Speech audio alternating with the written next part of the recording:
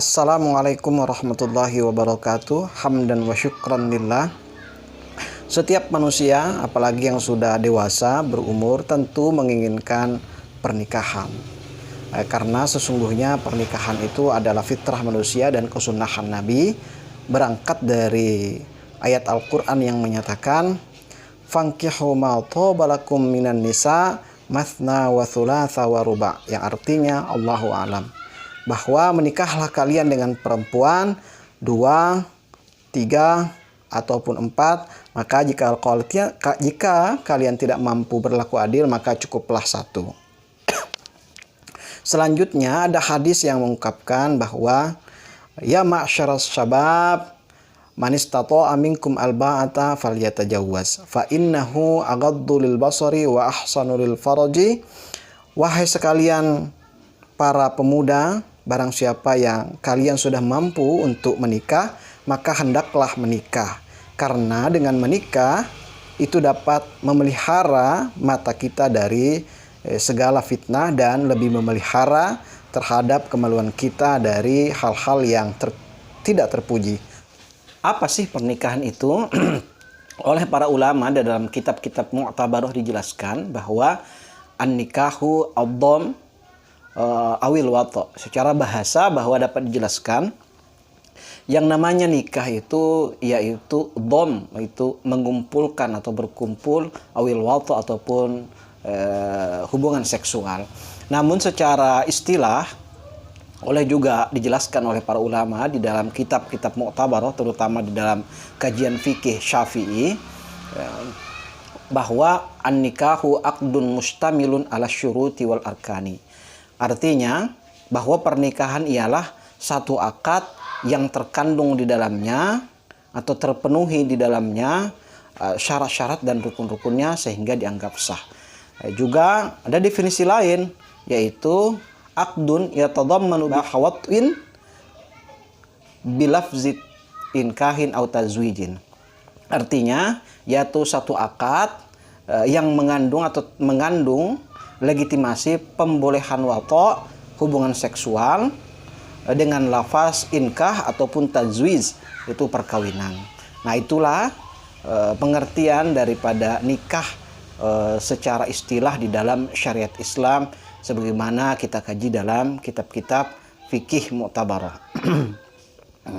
Tentu berdasarkan hal di atas ada syarat, ada ketentuan, ada rukun-rukun yang harus dilalui atau disempurnakan, dipenuhi sehingga pernikahan tersebut dapat dikatakan sah secara agama dan juga secara ketentuan perundang-undangan yang berlaku di Indonesia.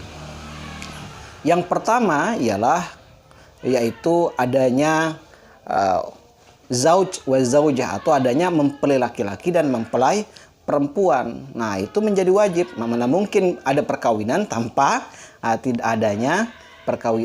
tanpa adanya laki-laki dan perempuan. Yang kedua adalah harus hadir adanya wali atau orang yang dapat menikahkan.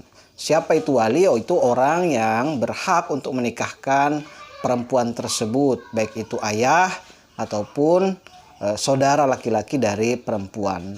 Karena ada hadis Nabi yang mengatakan la nikaha illa biwaliyin wa syahidaini adlin. Artinya tidaklah sah satu pernikahan jika atau tanpa adanya wali dan 2 orang saksi yang adil. Maka itu ketentuannya. Yang ketiga adalah yaitu adanya 2 orang saksi. Nah, karena berdasarkan hadis di atas tadi la nikaha illa biwaliyin wa syahidaini adlin, artinya tidaklah sah satu pernikahan tanpa dihadiri saksi, 2 orang saksi, sebagaimana juga tidak sah tanpa adanya wali. Nah, itu. Jadi saksi sendiri ini adalah harus adil. Tentu ada penjelasan lain juga selain adil itu. Definisi adil seperti apa, adilnya bagaimana, saksinya siapa, syarat-syaratnya. Nanti mungkin di video yang lain kita akan bahas masing-masing hal-hal yang berkaitan dengan rukun-rukun tersebut. Yang terakhir, yang keempat adalah sigah, atau dalam bahasa kajian fikih lainnya disebut dengan ijab wal qabul.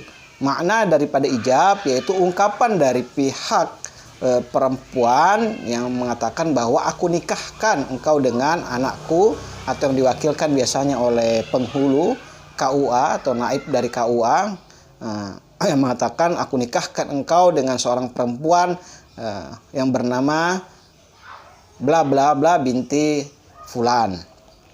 Itu namanya ijab. Kemudian qabul tadi, apa itu qabul? Yaitu ungkapan seorang laki-laki yang mengatakan aku terima menikahi fulana binti fulan dengan mahar sekian. Itu dinamakan ijab wal qabul. Nah, keempat rukun ini menjadi syarat mutlak nikahnya, sahnya dalam pernikahan. Berarti jikalau keempat ini tidak terpenuhi rukun-rukunnya, dia tidak terpenuhi salah satunya, maka bisa dipastikan bahwa pernikahan tersebut batal atau tidak sah secara hukum agama ataupun hukum berdasar aturan perundang-undangan. Karena itu adalah merupakan rukun-rukun yang wajib dipenuhi dalam pernikahan. Tanpa demikian, tanpa terpenuhnya rukun-rukun tersebut, maka pernikahan tersebut dinyatakan tidaklah sah. Nanti kita akan bahas lagi apa syarat-syarat dari setiap sigah tadi atau ijab wal qabul, apa syarat-syaratnya orang yang boleh menikah dari pihak perempuan, dari mempelai laki-laki ataupun perempuan, apa syarat-syarat yang boleh menjadi saksi, kemudian apa syarat-syaratnya sehingga boleh menjadi wali. Nah, demikian itu panjang pembahasannya, dan itu menjadi penting sebagaimana kita penting dan wajibnya mengetahui rukun dan syarat dalam sembahyang. Sedemikian itu pula lah sesungguhnya kita juga harus wajib dan mengetahui tentang rukun dan syarat dalam pernikahan. Karena bagaimana mungkin pernikahan kita tidak diketahui rukun dan syaratnya, atau mempelai maksud saya tidak mengetahui rukun dan syarat dalam pernikahan. Demikian video ini. Kalau ada pertanyaan silahkan tinggalkan di kolom komentar. Mungkin kita akan bisa jawab nanti di video yang selanjutnya. Dan mudah-mudahan video ini dapat bermanfaat. Jangan lupa like, kemudian share, kemudian subscribe tentunya. Terima kasih. Wassalamualaikum warahmatullahi wabarakatuh.